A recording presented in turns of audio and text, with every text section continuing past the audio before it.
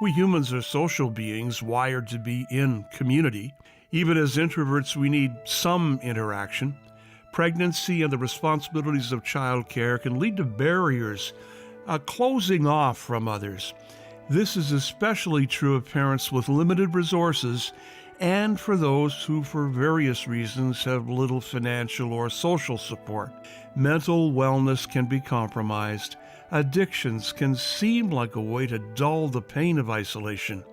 Two programs have evolved over the years to offer hope and help. They're operated by Carizon Family and Community Services. This video shines a light on the value of this outreach to connect children and parents. So we have two programs that run in this location. Our program, the CAPC program, Children and Parents Connecting, and the CPNP program, which is Growing Healthy Together. And in that program supports moms who are pregnant. And once they've had their child, then they come to our program. So it's kind of a continuum of service. When I was pregnant, it was really helpful to learn about safe sleep and about healthy pregnancy. I didn't have prenatal classes, so I didn't really know much about what was going on with my body and how to prepare for Timothy being born. When they start prenatally and they're growing this baby inside and they're learning from our team with the public health nurses, dietitians, myself as coordinator. We wrap around them and we make sure that they are, growing a healthy baby.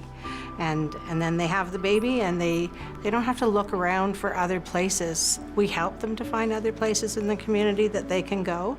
But there's busy babies right upstairs at the St. Peter's location. And so the transition is made so easy for them. Try to provide the children with lots of different experiences. We do Play-Doh and sand and water play.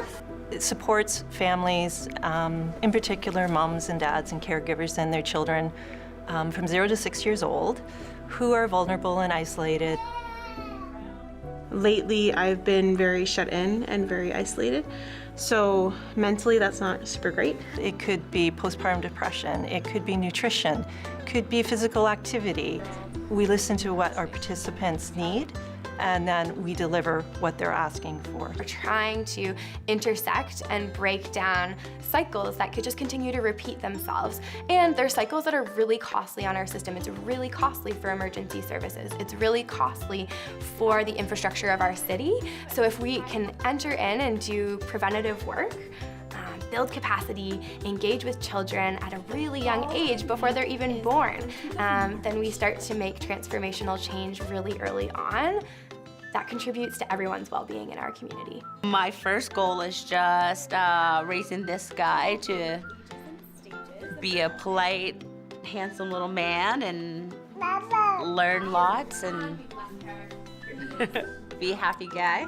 I can learn here to speak English, and they also understand, even though maybe a little bit hard for them, but I'm happy that they try to understand me. It was too hard for me.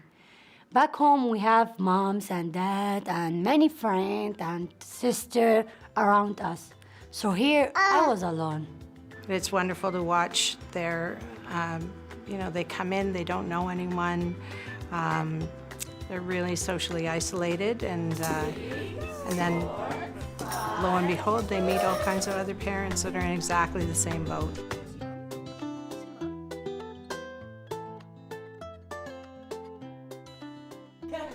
Everybody in this program is like me. They need some support. They need some people to help them. So I was one of them, and everybody, yes, Sammy, and everybody so support each other.